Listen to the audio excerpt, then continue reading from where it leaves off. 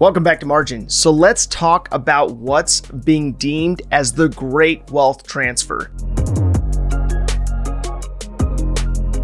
Now, you may or may not have heard this term before, but this has been low-key occurring already, but is beginning to ramp up and will continue to ramp up in the years to come. Now, in light of this, according to Proverbs, if a good man leaves an inheritance to his children's children, and houses and riches are an inheritance from fathers, then what is the responsibility that we have to not only have conversations about wealth transfer, but also set out an actual plan to properly pass on inheritance to our heirs?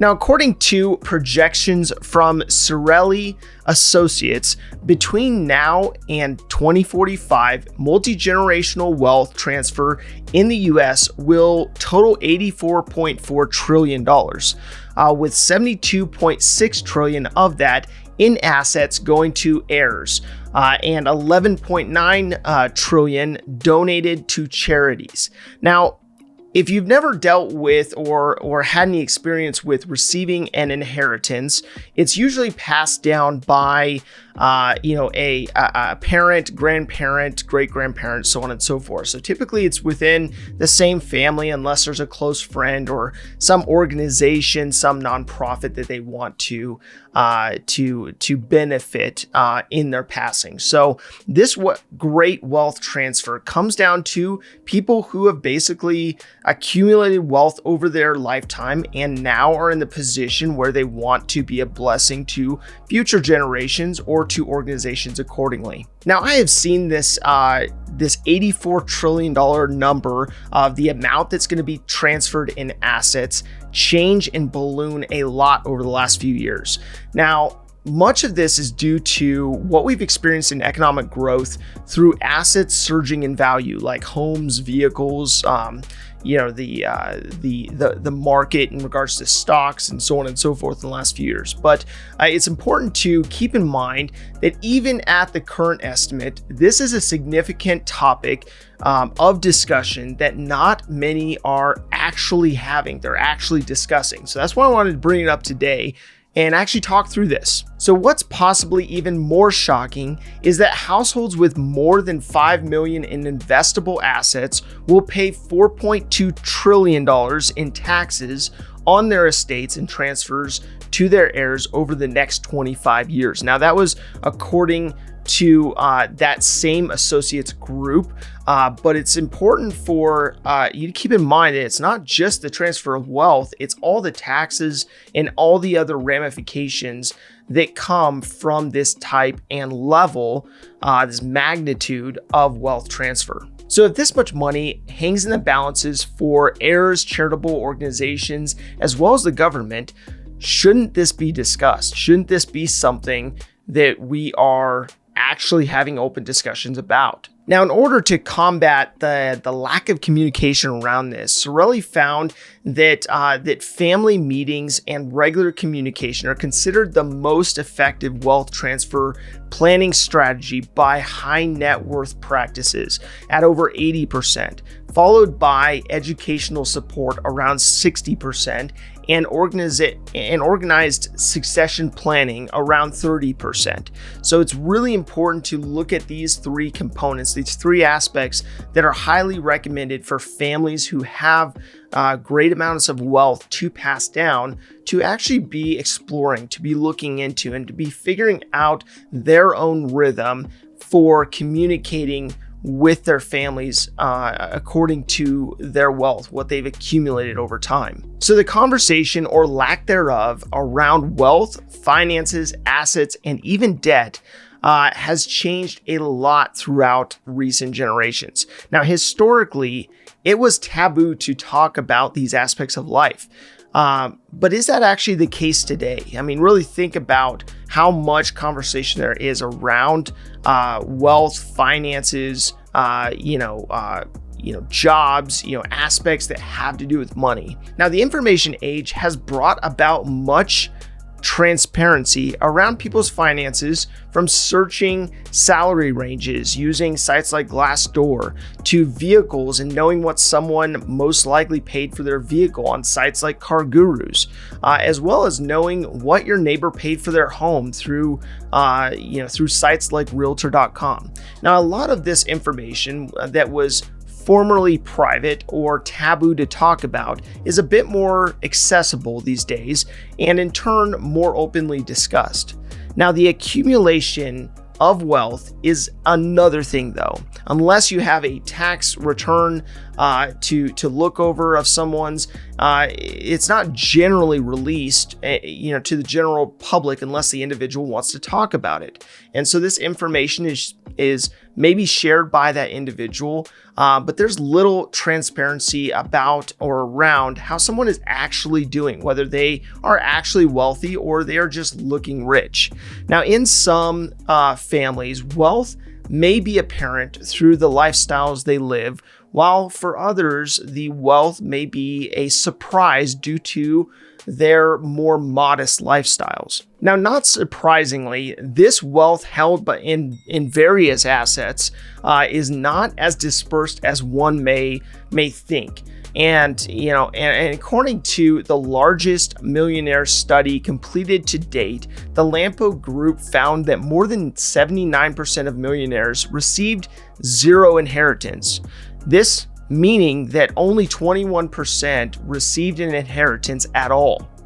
Only 16% of millionaires inherited more than $100,000, and only 3% inherited $1 million or more. So this all meaning that between 8 and 9 of every 10 millionaires built their wealth without an inheritance. So if some 80 some odd percent or more of millionaires did not receive any inheritance up to this point, then the sum 84 trillion, trillion with a T, being transferred is even more eye-opening because of how centralized or focused that wealth transfer is. Now, according to International Traveler, the majority of transfers, over 60%, will be passed on from baby boomers, usually defined as people born between 1946 and 1964.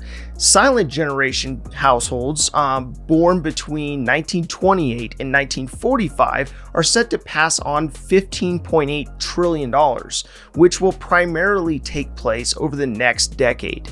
So no matter what generation you are a part of, from the current Gen Z generation all the way back, it's important to establish healthy communication around finances. So being that we are in a brand new year, we're in the second month of a brand new year, it may be time to have a family meeting of sorts to discuss what the plan is for family wealth and the transfer of it. So think about this. Is there documentation around the proper handling of that transfer when the time comes? The desired use, who is designated to carry out the wishes for that portfolio, and so on and so forth. No one wants to have these types of discussions, but better to have what may be considered an awkward conversation early on than to be surprised and end up not having a plan for the transfer of wealth and the associated taxes. So many people avoid these conversations just because of not wanting to necessarily get into the business of their family members and see what's actually going on. And in turn, this leaves them in a place where they don't really know the wishes of those individuals. And so it's really important to have these conversations, as awkward as they are, to make sure that you actually know what the wishes are, what the intended purposes are, whether there's a will in place, whether there's a family trust, and what other aspects are in place in order for that transition to go as smoothly as possible. Now, outside of this communication, within the family structure, there's a whole conversation around where that wealth will go. But it's no surprise that generational wealth, and that accumulation of that has changed quite a bit through generations. So we had the Great Generation and Silent Generation that were heavily affected by economical, shifts like the Great Depression, which made many reticent to invest, at least initially, with banks after the 1920s. So then came the baby boomer generation that faced great economic growth post-World War II and resulted in great trust in financial advisory firms like Schwab and Northwestern Mutual to manage their assets. Then from that point, the behaviors of Gen X, Millennials, and on to Gen Z have even further shifted. And now these generations leading up to now are less trusting toward these institutions and more inclined to invest individually through platforms like Robinhood or Webull. Now, of course, this is not indicative of every type of individual investor that may exist within each generation, but it is interesting to look at general terms, general themes, general reoccurring approaches at how different generations actually have handled their investing and resulting wealth generation. Now, Paul Schatz, president of Heritage Capital, provided an overview of financial advisors and kind of the state of the union in that, stating that first, we are in the zone where the most advisors are retiring in history. And second, another group of advisors seem content to just run their books out. Finally, there are few who are proactively trying to work with the next generation.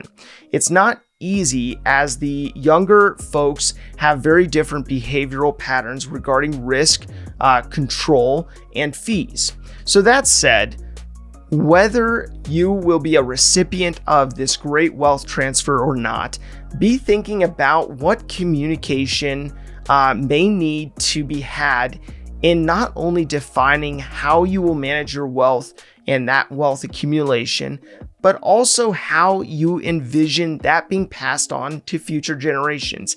Understanding that generation by generation may have different approaches to their level of involvement, their level of interest in self-educating around investing in their future and their future generations. So keep this in mind and be mindful of what generations have come before and what your generation has the tendency to do, so that you have a better idea of trying to bridge the gap and trying to see what you may need to learn that previous generations have done and what may need to be adapted to as we move forward in this process.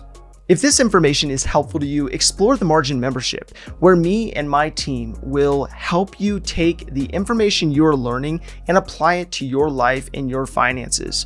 I've built an interactive course that allows me and my team to come alongside people like you to help you revamp your finances and build margin into your life. Click the link in the description below for more information.